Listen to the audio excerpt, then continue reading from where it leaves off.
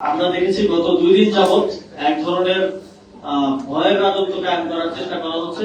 আমরা মনে করি যে যেই পুলিশের মাধ্যমে এই যে বিভিন্ন জায়গায় রেডের নামে সাধারণ জনগণকেও এবং সাংবাদিকদের উপর হামলা হয়েছে, আপনাদের কয়েকজন সহকর্মীর উপর হামলা হয়েছে বলে আমরা জেনেছি। আমরা এই ঘটনার তীব্র নিন্দা জানাই। আমরা মনে করি সরকার এর মাধ্যমে জনগণকে এক ধরনের ভয়ের মধ্যে রাখতে চাচ্ছে, একটা ভয়ের মেসেজিং তারা করতে চাচ্ছে। এবং আমরা শুনেছি যে স্বরাষ্ট্রমন্ত্রী তিনি বলেছেন যে এখন আন্দোলন করা যাবে না, রাস্তা অবরোধ করা যাবে না। আমরা দেখছি যে অন্তর্বর্তীকালীন সরকারের সময় অনেক অযৌক্তিক এবং বিভিন্ন কারণে ছোটখাটো কারণে রাস্তা অবরোধ হয়েছে। আমরা সেটাকে অবশ্যই সমর্থন করি না এবং আমরা মনে করি যেহেতু একটি নতুন সরকার গঠন হয়েছে তাদেরকে তাদের কাজ করার ক্ষেত্রে এতটুকু সহযোগিতা জনগণের পক্ষ থেকে করা উচিত যে অকারণে অযোজিত ভাবে যাতে কেউ রাস্তা অবরোধ না করে। কিন্তু একই সাথে কারো যৌক্তিক দাবিতে আন্দোলন করার, ভয়েস রেজ করার, কথা বলার অধিকারকেও আমরা কোনোভাবেই যেন হ্যাম্পার না হয়, কথা বলার অধিকার বঞ্চিত না হন সেটা নিশ্চিত করা আমাদের দায়িত্ব। এবং আমাদের সংবিধান দেশের প্রত্যেক নাগরিককে এই অধিকারটা দেয়।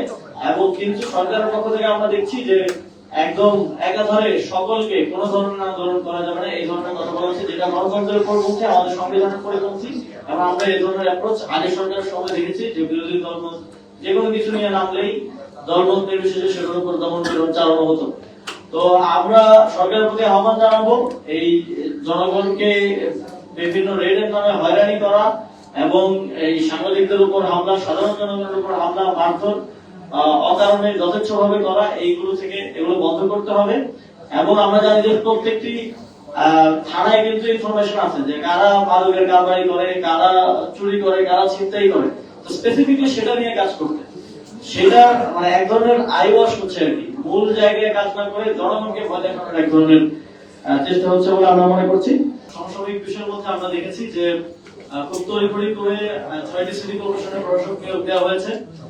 আমরা যদি একটু প্রেক্ষাপটটা বলি, এই ধরনের নিয়োগ দেওয়ার কোনো বিধিবিধান গণঅভ্যুত্থানের পূর্বে ছিল না। গণঅভ্যুত্থানের পরে যখন অন্তর্বর্তীকালীন সরকার দায়িত্ব নেওয়ার পরে দেখা গেল যে বিভিন্ন সিটি কর্পোরেশন, পৌরসভার মেয়ররা, জনপ্রতিনিধিরা পালিয়ে গেছে এবং অনেক জায়গায় ফ্যাসিবাদের দোসররা সেই জায়গাগুলোতে বসে বসে দেশের পরিস্থিতি অস্থিতিশীল করার চেষ্টা করছে। তখন সরকার এই বিধানটা করে যে সরকার চাইলে যে কাউকে প্রশাসক হিসেবে অপসারণ করতে পারে, মেয়রকে, এবং প্রশাসক হিসেবে নিয়োগ দিতে পারে।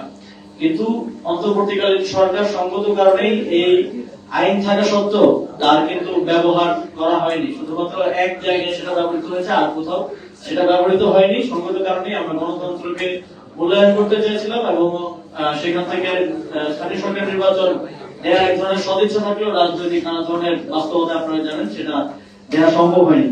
কিন্তু আমরা দেখলাম যে রাজনৈতিক সরকার দায়িত্বে আসার সাথে সাথে যেখানে জনগণের ভোটে নির্বাচিত জনপ্রতিনিধিদের থাকার কথা সেখানে তারা তাদের দলীয় বিভিন্ন সময় বঞ্চিত কিংবা নির্বাচনে হেরে যাওয়া প্রার্থীদেরকে এক ধরনের সেখানে প্রাইস পোস্টিং করলেন এবং 6টি সিটি কর্পোরেশনের প্রশাসক হিসেবে নিয়োগ দিলেন।